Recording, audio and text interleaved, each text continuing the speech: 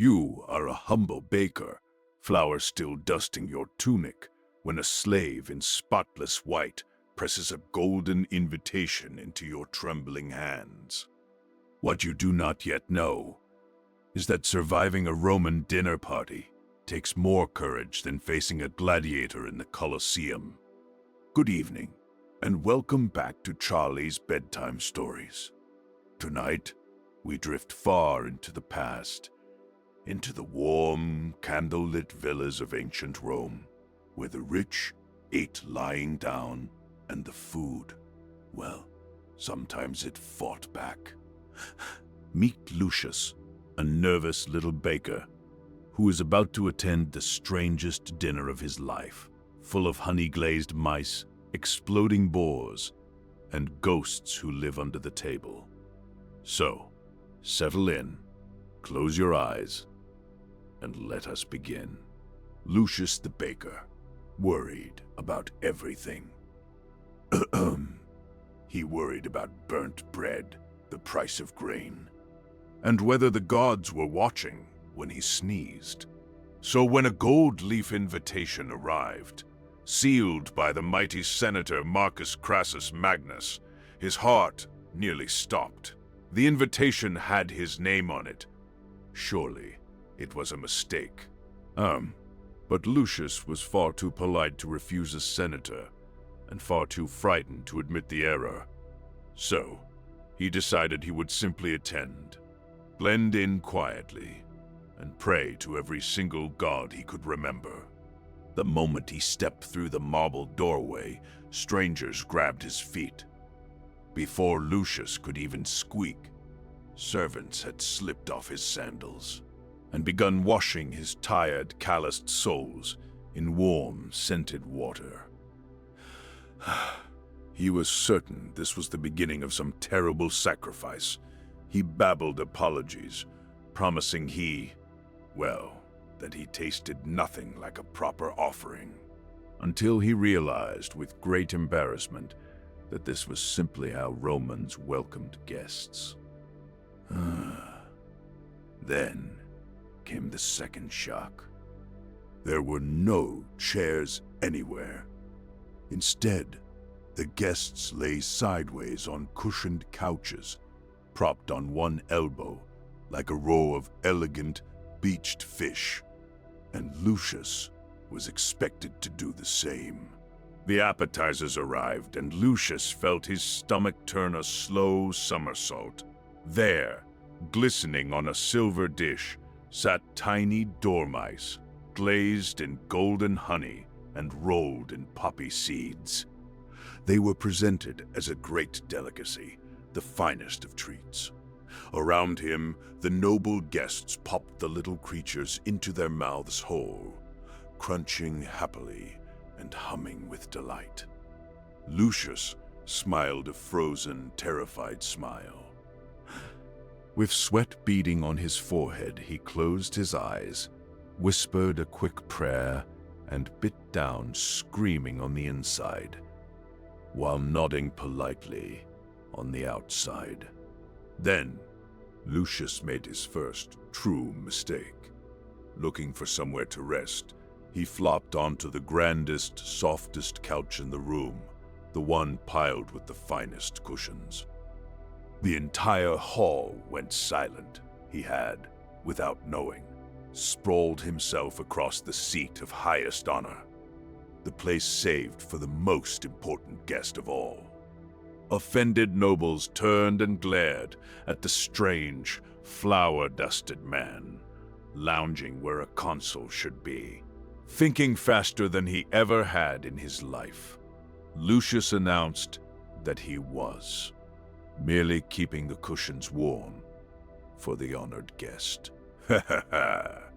Then, smiling weakly, he shuffled backward to the lowliest couch in the darkest corner, just before anyone thought to call for the guards. But the night was only getting stranger.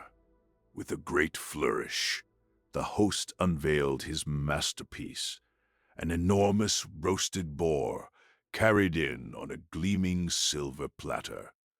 The guests gasped in delight. A carver stepped forward, raised his knife, and sliced open the boar's belly with a dramatic swish. Out exploded a flock of living thrushes, flapping and shrieking, swirling wildly around the dining hall. Feathers rained down like snow.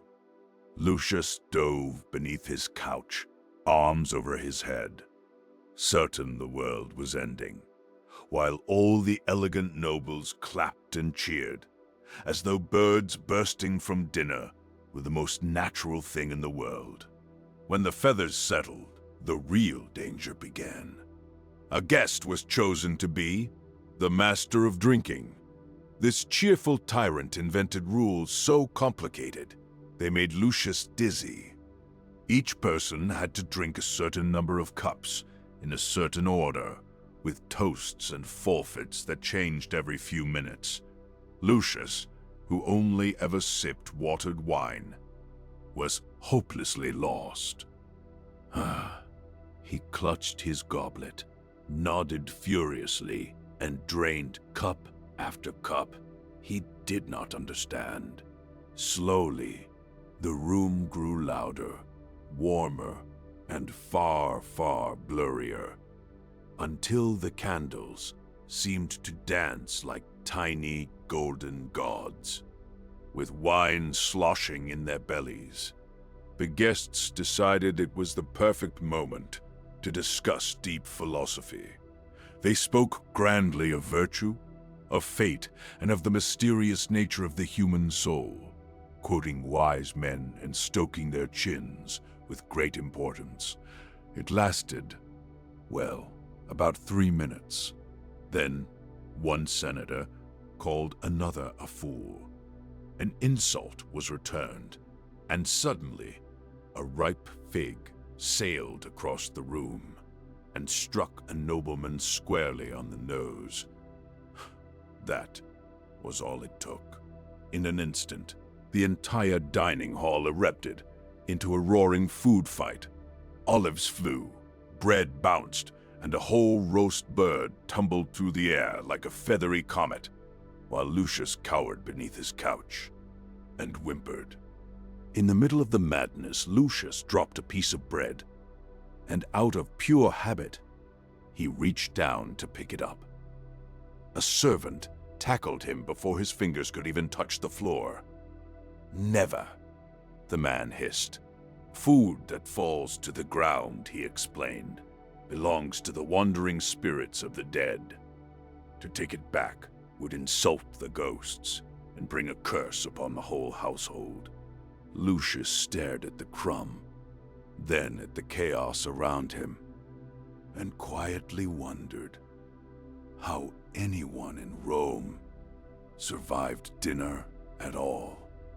At last, as the feast melted into drunken singing and toppling couches, Lucius saw his moment. He crept toward the door, gathered his freshly washed feet, found his sandals, and bowed his way out into the night before the host could notice the mysterious stranger slipping away. The cool Roman air wrapped around him like a blessing. He was alive. He was whole. And he was never ever coming back. Back in his small, quiet bakery, Lucius sat upright at his plain wooden table, a steaming bowl of simple bean and barley stew before him. No honeyed mice, no exploding boars, no flying figs, and certainly no hungry ghosts. Just the boring, beautiful peace of a warm meal eaten sitting down.